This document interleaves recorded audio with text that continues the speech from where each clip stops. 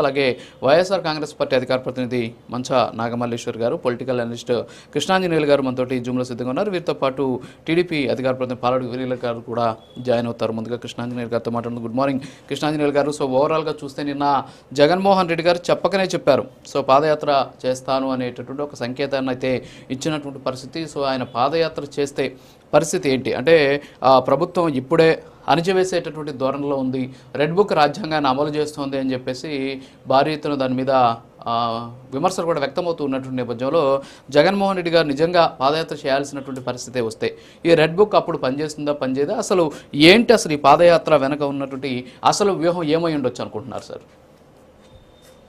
రాజు గారు నమస్తే, panel members కూడా నమస్కారం.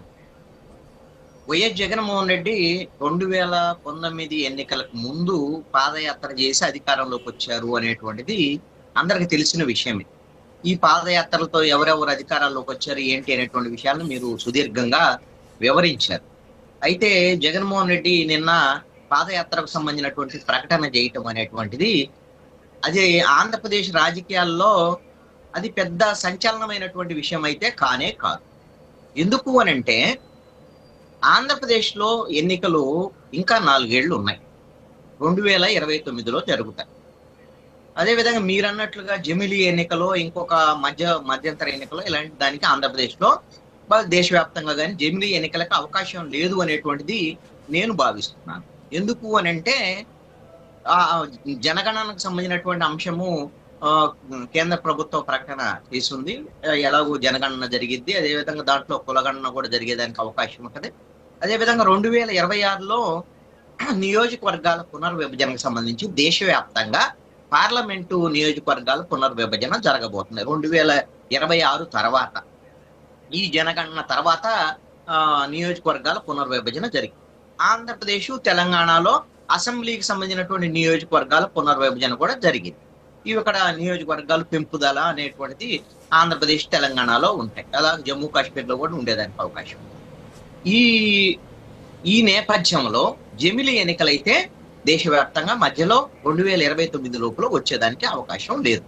ఇది కేవలము ఆంధ్రప్రదేశ్లో ఉన్నటువంటి వైఎస్ఆర్ కాంగ్రెస్ పార్టీ ఇలాగా మధ్యలో ఎన్నికలు వస్తాయి, జమిలీ ఎన్నికలు వస్తాయి, ఎప్పుడైనా ఎన్నికలు రావచ్చు, ఎన్నికలు వస్తే మనం గెలుస్తాము అనేటువంటి ఇలాంటి మాటలు కేవలము వాళ్ళ కార్యకర్తల్లో ఉత్తేజాన్ని నింపడానికి మాత్రమే పనిచేస్తాయి తప్ప ఇంకొకటి లేని.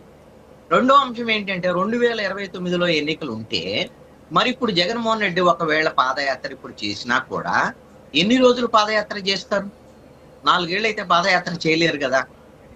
ఓ 3 నెలలు చేయగలరు, 4 నెలలు చేయగలరు, అంతేగాని 4 సంవత్సరాలు అయితే పాదయాత్ర చేయలేరుగా. ప్లస్ ఇప్పుడు పాదయాత్ర చేసినా కూడా ఈ ప్రభావం ఎన్నికల సమయం వరకు ఉండేదానికి అవకాశం లేదు.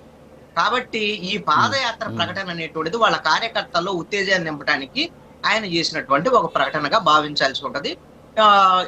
అయితే ప్రజల్లో ఉంటాను అనేటువంటి విషయం ప్రకటించడం అనేటువంటిది మంచి పని.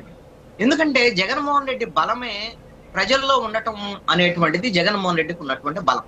2019 ఎన్నికలకు ముందు ఆయన నిరంతరం ప్రజల్లో ఉన్నారు. మరి 2019లో అధికారంలోకి వచ్చిన తర్వాత ఆయన 151 నుంచి 175కి వెళ్ళాలనుకొని 11కి ఎందుకు పడిపోయారు? కారణం ఏంటి అని అంటే ప్రజలకు దూరం కావటమే. ప్రజలకు దూరం అయ్యారు, వాళ్ళ నాయకులకు దూరం అయ్యారు, వాళ్ళ కార్యకర్తలకు దూరం అయ్యారు, అందరికి దూరం అయ్యారు జగన్మోహన్ రెడ్డి. ఆయన ఒక కోటరీని ఏర్పాటు చేసుకుని ఆ కోటరీతోనే ఆయన ఉన్నారు తప్ప ప్రజలతో ఆయన ఎప్పుడు కూడా మమేకం కాలేదు. అలాంటి ప్రయత్నం కూడా ఆయన చేసి ఉండలేదు. వాళ్ళ నాయకులు కూడా దూరం అయ్యారు. ఒక కొత్త విధానానికి ఆయన శ్రీకారం చుట్టారు. ఆయన నేను బటన్ నొక్కితే జనానికి డబ్బులు వెళ్తాయి, జనం కూడా బటన్ నొక్కి తనకు ఓటేస్తారు, మధ్యలో నాయకులే అవసరం లేదు అనేటువంటి ఒక చెడు ఆలోచనలకి జగన్మోహన్ రెడ్డి వెళ్ళారు. అందుకనే 11 సీట్లకు పడిపోయారు. ఇప్పుడు ఆ విషయాన్ని అర్థం చేసుకున్నాడు. అర్థం చేసుకొని ఓడిపోయిన తర్వాత అదేమి బహిరంగ ప్రకటన చేయటం, ఆయన నేను ఎందుకు ఓడిపోయాను, ఇలా సమీక్ష చేసుకున్నాను, ఇలా తప్పులు చేశాను అనేం చెప్పడం, అది ఆయన చేతల ద్వారాగానే ఆల్రెడీ ప్రకటించేశాడు. ఎందుకంటే ఓడిపోయిన మరుసటి రోజు నుంచి ఆయన బయటికి రావటము, ఏదో ఒక యాత్రలు చేస్తున్నాడు, జైలు యాత్రలో, ఓదార్పు యాత్రలో ఏదో ఒక యాత్రలు చేస్తున్నాడు. ఆ యాత్రల ద్వారాగా ప్రజల్లో ఉండటానికి ట్రై చేస్తున్నారు. అయితే జగన్మోహన్ రెడ్డి చేయాల్సింది ఏంటి అంటే పాదయాత్ర కన్నా కూడా ఈ సంవత్సర కాలంలో జగన్మోహన్ రెడ్డి చేసినటువంటి యాత్రలన్నీ కూడా కేవలము వాళ్ళ పార్టీకి సంబంధించినటువంటి కార్యకర్తలు వాళ్ళ నాయకుల్ని ఓదార్చడానికి పనికొచ్చింది తప్ప ప్రజలకు సంబంధించినటువంటి సమస్యల విషయంలో జగన్మోహన్ రెడ్డి ఎక్కడా కూడా ప్రెస్ మీట్లలో తప్ప ఆయన చేసినటువంటి ఉద్యమాలు లేవు. 1-2 అంశాలు తప్ప, పొగాకు అదే విధంగా మిర్చి రైతులకు సంబంధించినటువంటి అంశాల ఈ 2 కార్యక్రమాలు తప్ప ఆయన ఏ ఒక్క ప్రజా సమస్యను కూడా తీసుకొని ఉద్యమం చేసినటువంటి పరిస్థితి లేదు. ఆయన జైలు యాత్రలు ఎవరి కోసం చేస్తున్నాడు? వైసీపీ ప్రభుత్వంలో తప్పులు చేసినటువంటి వాళ్ళు, కుంభకోణాలు చేసినటువంటి వాళ్ళు, ఆ విధంగా జైలుకి వెళ్ళినటువంటి వాళ్ళు వాళ్ళని వెళ్ళి పరామర్శిస్తున్నారు. వాళ్ళేం స్వతంత్ర సమరయోధులా? తప్పులు చేసినటువంటి వాళ్ళు, అవినీతికి పాల్పడ్డటువంటి వాళ్ళు, వాళ్ళ గురించి నువ్వు ఎన్ని గొప్పలు చెప్పినా ఏంటి ప్రయోజనం? ఇది దాని వల్ల వచ్చే ప్రయోజనం లేదు. ప్రజల్లో ఉంటాను అని చెప్పేటువంటి జగన్మోహన్ రెడ్డి పాదయాత్ర కన్నా ముందు చేయాల్సినటువంటి పని ఖచ్చితంగా అసెంబ్లీకి రావాల్సినటువంటి బాధ్యత కూడా ఖచ్చితంగా జగన్మోహన్ రెడ్డి మీద ఉంటుంది. ఇంకా ఇప్పుడు సంవత్సర కాలంలో అసెంబ్లీకి రాలేదు, మధ్యలో చుట్టం చూపుగా అప్పుడప్పుడు 1.5 గంటలు వచ్చి వెళ్ళటం తప్ప. ఇది ఇంకా 4 ఏళ్లు నేను ఇలానే గడిపేస్తానంటే జగన్మోహన్ రెడ్డిని అసెంబ్లీకి పంపించరు. అసలుకి అది అవసరం లేదు. జగన్మోహన్ రెడ్డికి నువ్వు అసెంబ్లీకి అక్కర్లేదు అని నిర్ణయం తీసుకునేటువంటి ప్రమాదం కూడా ఉంటది ప్రజల వైపు నుంచి. కాబట్టి ముందు తీసుకోవాల్సినటువంటి నిర్ణయము అసెంబ్లీ విషయంలో అసెంబ్లీకి వెళ్ళాలి. అదే విధంగా ప్రజా సమస్యలు ప్రజల తరఫున వెళ్ళి మాట్లాడాల్సినటువంటి బాధ్యత ప్రజాక్షేత్రంలో కూడా వెళ్ళాలి. ప్రజాక్షేత్రంలోకి వెళ్తానని ప్రకటించినటువంటి జగన్మోహన్ రెడ్డి ఆ కార్యక్రమాలను ఏటిని కూడా ముందుకు తీసుకెళ్లలేదు. ఆయన ఆల్రెడీ ఒక షెడ్యూల్ ప్రకటించాడు. నేను పార్లమెంటు నియోజకవర్గాల పరిధిలోకి వస్తాను, వారంలో 3 రోజులు ఉంటాను, అక్కడే నిద్రపోతాను, మీ అందరితో కలిసి ఉంటాను, ప్రజా సమస్యలు నేను తీసుకుంటాను అని చెప్పారు, ప్రకటించారు. దానికి షెడ్యూల్ కూడా ఇచ్చారు.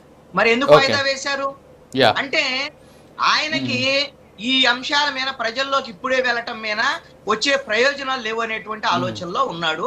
అందుకని ఈ కేవలము పాదయాత్రకు సంబంధించినటువంటి ప్రకటనలో వాళ్ళ కార్యకర్తల ఉత్తేజాన్ని నింపడానికి తప్ప ఎందుకు పని చేయవు.